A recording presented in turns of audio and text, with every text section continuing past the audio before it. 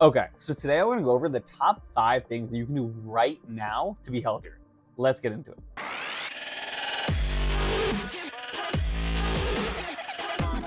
Okay, so I would just want to give you guys a quick caveat. So I have 5 things listed down here. I'm going to go over them. But the first 3 are like, if you talk to almost anyone, they're going to put these 3 first. The other 2 are more things that I feel strongly about. Now, if you talk to other people and you ask for their top 5, these may not be in their top 5. One of these probably won't even be in their top 10 because it's just something they don't think about. But like for me, I've noticed massive changes from it. So that's why I put it on here. So top 3, pretty factual, like most people would say it. The bottom 2, more in my opinion. All right, number 1, exercise. Now, I do not care at all what type of exercise you do. If you want it to be CrossFit, if you want to be a power lifter, bodybuilding, if you just want to play sports and do, maybe you're just a runner, you want to do cardio training, I could not care less. Just exercising, at least I'd say 4 to 5 days a week. Now, personally, I would recommend strength training at a minimum 3 days a week and cardio at least 3 days a week. This is my personal opinion. Now, if you want to do that in just 3 days, you could do that. Some people will make that like a 3-day split, like resistance training, cardio, resistance, cardio, rest. You could do something like that. But it is so important for your health to be exercising. The more muscle mass you have, that is typically an indicator of longevity.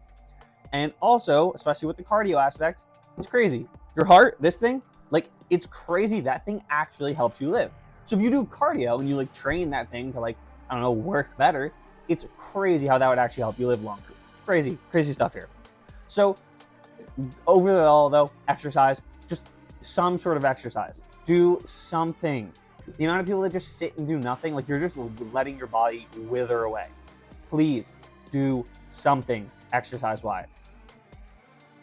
Okay, next one, diet. Now, for a lot of people, that's almost like a confusing thing that I just wrote the word diet, right? Because there's so many different ways you could look at that. You could be thinking right now like, oh, does this mean I have to go keto? Do I have to become vegan? Do I have to do the carnivore diet? No. When I write diet, I'd say there's 2 ways to look at it. One, honestly, the easiest way to improve your diet is to literally just start cutting out processed foods. So like try and minimize or just completely get rid of eating out at places like McDonald's, Wendy's, like all those places. Like we know they're just hyper processed foods. Then this also goes along with like in the store. Try and not eat things like Oreos, Pop-Tarts, all that like processed junk for your body. Try and eat whole foods and things that, if you look at the ingredient list, you want as short of an ingredient list as possible. Because that means, guess what? It's less processed. You can buy a steak. There's one ingredient. Steak. Like, that's it. Like, that is the ingredient list. Same thing with, like, vegetables. That's the name of it is the ingredient list. So try and eat minimally processed foods. This will help in a couple of ways. One, your body doesn't have to deal with trying to process these abnormal foods that, like, low-key, we just should not be eating at all. Your body's going to process it a lot better. Your body's going to function a lot better because you're giving it higher quality fuel, and you're just going to, in essence, you're just going to function better and your entire body. Also, when you eat non-processed foods, right, and whole foods, typically they're going to end up being more satiating. If you don't know what satiating means, it just means how full you are. So what that'll do is, a lot of times when you switch over, you'll end up just literally eating less calories a day, because this kind of gets into the second point with diet. With a lot of you will look at diet and just think it's about calories in versus calories out, which it is in a sense of just trying to put on weight or lose weight, whatever it is, right? If you just want to focus on that, that is true. But if you're just trying to also be healthier in general, then by doing this, you're gonna inevitably limit the calories you're eating, because if you like, it's difficult to try and overeat on like high protein sources. Like trying to overeat chicken, like most people don't think about this. Like let's say you're eating like a bowl of pasta compared to like a meal with a lot of chicken in it, right? A lot of people will go back and have like another half bowl of pasta or something like that because they're still hungry and it's carbs and they can just keep eating them. No one goes back for like that extra piece of chicken unless you're actually hungry. Like you're never gonna like be like, oh, let me try and squeeze in a little more. You're full. You're gonna get full a lot faster eating these protein sources compared to these carb sources. especially on like a per calorie basis. And if you don't know what I mean by that, I mean the amount of calories you have to eat of protein is going to be a lot lower than the amount of calories you have to eat of like a carb to be full. So the next one is sleep. Sleep is probably the most neglected thing by like the average person, yet it's so important. Like basically everything good that we do in life happens during sleep, which I feel like most people think is the opposite. But if you want to talk about anything related to the gym, happens at night. Recovery, the actual process of building muscle, you tear the muscles in the gym, but you build the muscle at night.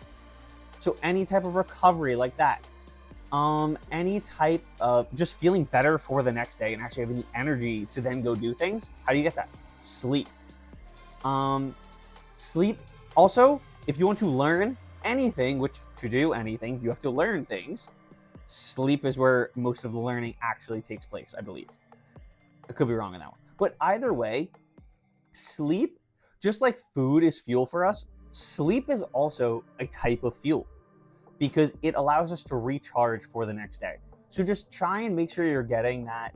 Typically, it's recommended somewhere around 7 to 9 hours. It's going to be different for everyone with how much sleep you actually need. But just getting good quality sleep is so crucial, especially for like the gym aspect of it, of like seeing progress in the gym. But if you're struggling to get sleep, I don't remember exactly what type of magnesium it is, but you can look it up. Magnesium is a good sleep supplement. Also, just trying to set like a consistent sleep routine will help you so much. Your body will just get into a rhythm and you'll start waking up a little bit more energized. You'll fall asleep easier. And genuinely, like it'll just be a lot easier because I feel like a lot of people struggle with falling asleep. Another thing is you should not be on your phone when you're trying to fall asleep. Personally, like I have the sleep timer set up on my phone. So the second it hits whatever my bedtime is at that point in my life, it goes on, the sleep timer goes on, my phone goes into sleep mode, so I won't get any notifications anymore. That's also my thing. That's like my notice of, oh, go to bed. So I put my phone away, it goes in the charger, and I do not touch it till the morning. Like touching your phone in the middle of the night is probably the worst thing you can do. You're getting that light in your eyes, which is gonna wake you up. Also, if you can minimize the amount of phone usage and just screen usage before bed, that will also help you fall asleep. But I also know that can be really hard. So the next one, so obviously those three were like the factual ones. The next two are just the ones that I strongly believe in. Next one is creatine.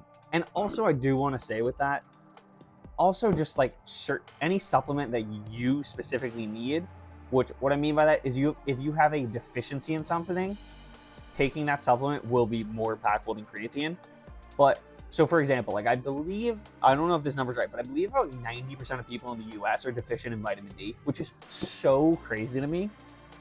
But if you're deficient in vitamin D and you start supplementing vitamin D, you're going to feel so much better. Like you're literally deficient. It's like you're trying to run something without it fully having the energy, like the resources it needs to run. So that would definitely take precedent over creatine, but creatine, I feel like because of the way it started, it got such a bad notion as just like at first people didn't know what it was, and like people from the outside were calling it like a steroid. Like it's not a steroid.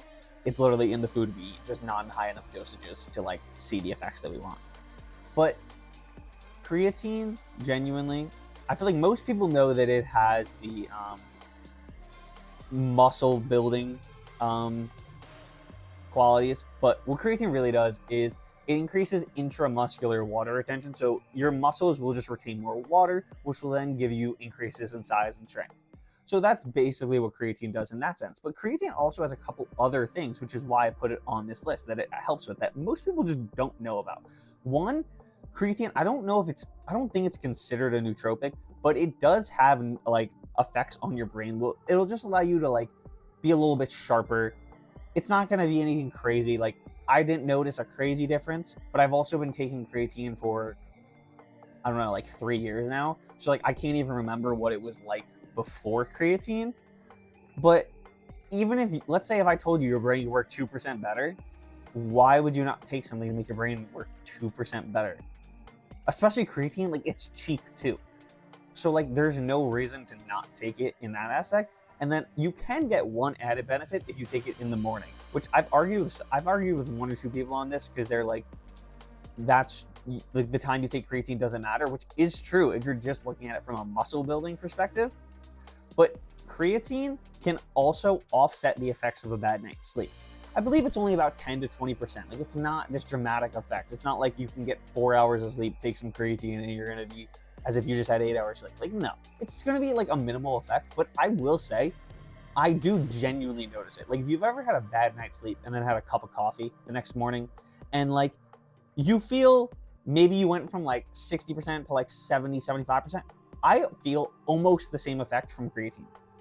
I'd say it's probably a little bit less. Like, let's say I just said that was like a 15% boost there, having caffeine.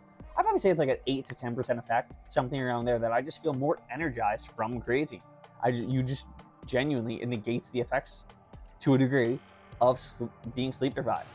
So that's another reason why, if you were to be able to take creatine in the morning, it's going to increase your muscle mass by some marginal amount. It's not anything crazy. You're not going to get 10% bigger. I believe it's like 2 to 3% is typically what a lot of studies say.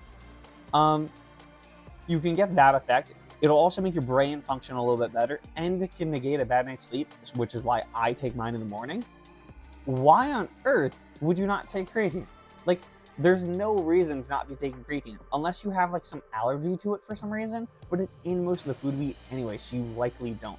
And if you've heard about the hair loss thing, that literally happened in one study, and there's been thousands of studies on creatine. It's never been replicated. If you know anything about science, that means it would not be considered real data, because if it's not reproducible, it's not scientific.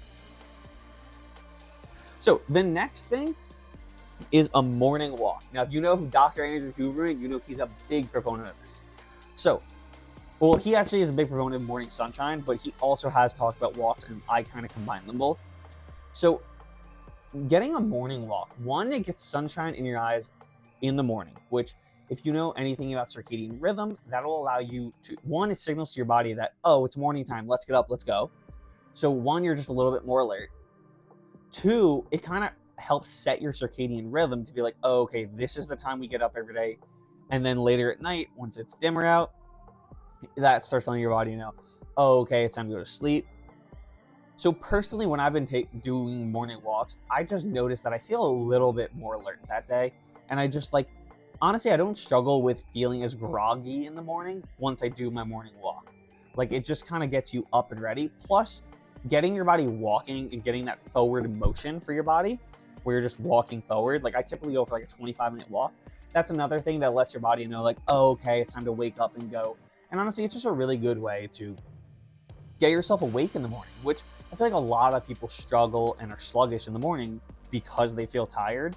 So if you're able to combine a couple of these things, where you're eating better food with the diet one, like you're eating better food, so your body's processing better, you're getting that good sleep, so you don't wake up as groggy. You take your creatine, so even if you maybe didn't get perfect sleep, maybe you'll negate some of the bad effects you're having, and you go for that morning walk. You can see how these 5 things together, I didn't even mention the exercise, but the exercise might help you fall asleep at night. But these 5 things together could truly be able to transform your life. And genuinely, like, this video is probably going to come out on the 5th. I think, if I'm counting my days right, this is going to come out on the 5th. So like, we're less than a week into 2025. If you can just implement these 5 things, I genuinely think you're going to have a way better 2025 than your 2024 was. I think you're just going to be more productive. You're going to feel better. You're going to look better. So genuinely, if you can, I would say try and get in these 5 things, or at least try and get in a couple of them. As I said, the top 3 are going to be way more important, getting in that exercise, the diet, and the sleep. But if you can get in the other 2, go for it as well. All right, I hope you enjoyed. Send this to anyone who's trying to be healthier in 2025. And I'll catch you all next Sunday at 5 p.m. Catch you there.